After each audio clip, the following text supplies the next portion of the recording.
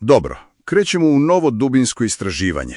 Ovog puta tema je Nenad Marinković, mada verovatno ga svi bolje znaju kao Gastoza.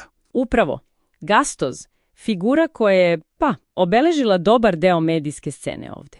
Imamo dosta materijala, da vidimo kako je tekao taj njegov put. Od youtubera, onog burazengije. Da, pa do ovoga što je danas. Neki kažu kralj realitija, zanimljiv fenomen, svakako. Hajde da probamo da otpakujemo to. Kako je uspeo, znaš, da ostane relevantan toliko dugo? Često kroz skandale i izloženost. Pa to je ključno pitanje. Kako se kontroverza pretvara u, medijski kapital?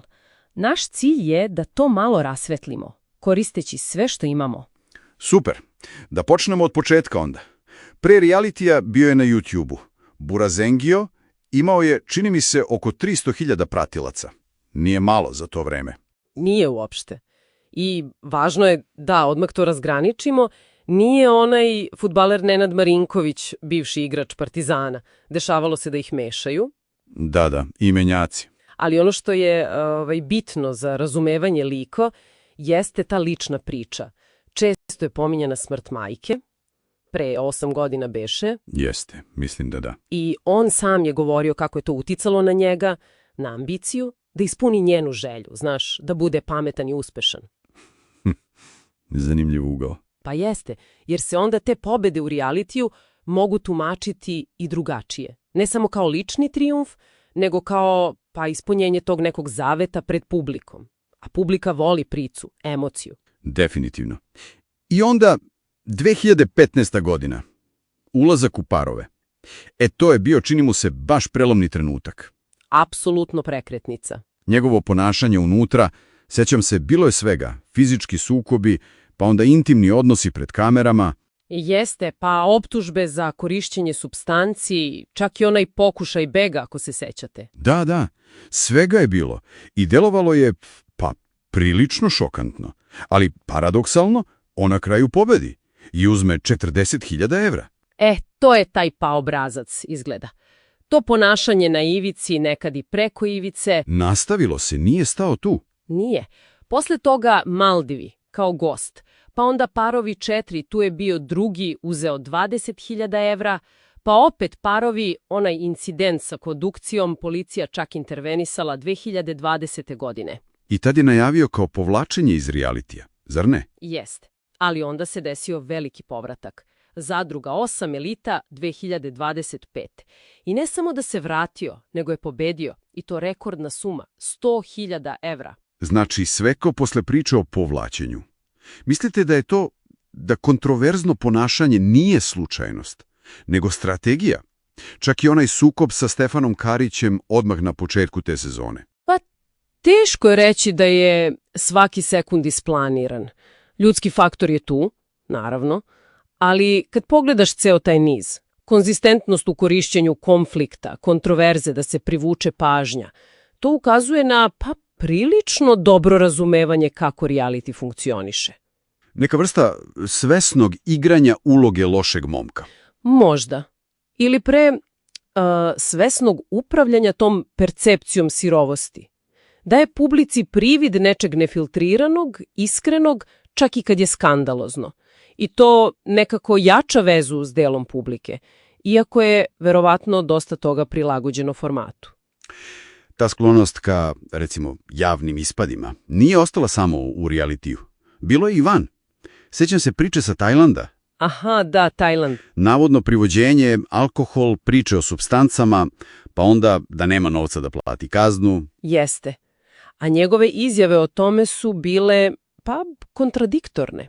Prvo prizna da voli marihuanu, obožavam travu, tako nešto. Da, sećam se toga. A onda druga priča, da se on sam prijavio, da je kao štitio prijatelje. Koje god da je istina, sama ta konfuzija je postala vest. Upravo. To samo pojačava taj imidž nepredvidivosti. I stalno je izvor novog medijskog sadržaja. Svaka kontradikcija je nova priča. Zanimljivo je kako se to nastavlja. Evo i nedavno pobedio u eliti, bio mesecima pod kamerama, potpuno izložen. I onda izađe i sukobi se sa paparacima. Odjednom traži privatnost. Da, malo ironično, zar ne? S obzirom na karijeru koja je bukvalno izgrađena na javnoj izloženosti. Ali, kao što kažete, i taj sukob je postao vest. Opet je u centru pažnje. A ljubavni život, to je tek posebna priča. Funkcioniše kao neki paralelni reality show. Tačno. Veza sa Najdom, Gadžo, to je bilo baš turbulentno. Obnovili vezu u parovima, verili se. Pa onda raskinuli, javno naravno, u realitiju. Da, i ona je kasnije navodila kao razlog njegovu sebičnost, pa tu nelagodu zbog intime pred kamerama. Sve je to dodavalo slojeve toj javnoj drami. I sad, evo, posle Elite 8, veza sa Anđelom Đuričić. I opet sve javno. Planovi za vilu, priča o 6 dece. Medijska pažnja se odražava. I van sezone realitija on je i dalje tema. Kad smo kod priča koje ga prate, šta je sa onom glasinom da je bio u zatvoru pre nego što je ušao u prvi reality? To je važno razjasniti. Ta glasina postoji, ali koliko je dostupno, nema nikakve potvrde, nema dokaza. Ostaje u domenu spekulacija. Ali doprinosi tom imidžu opasnog momka. Verovatno. Deo te neke mitske slike. Ali bitno je odvojiti glasine od činjenica.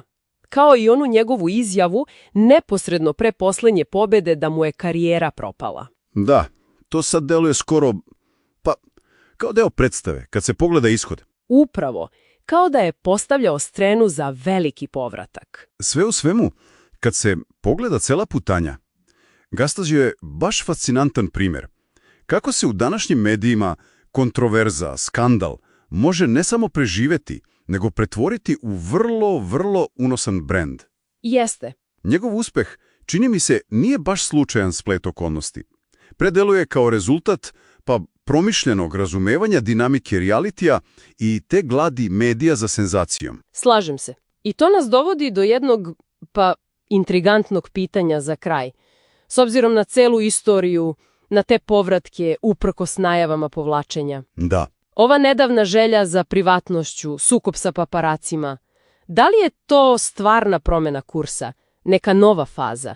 Ili je možda samo još jedan, strateški potez, još jedan čin u toj dugotrajnoj predstavi? Znači, pitamo se da li je ovo stvarno kraj te ere javne izloženosti? Ili je samo zatišje pred neku novu buru? Ko zna šta je sledeće? To ostaje da vidimo.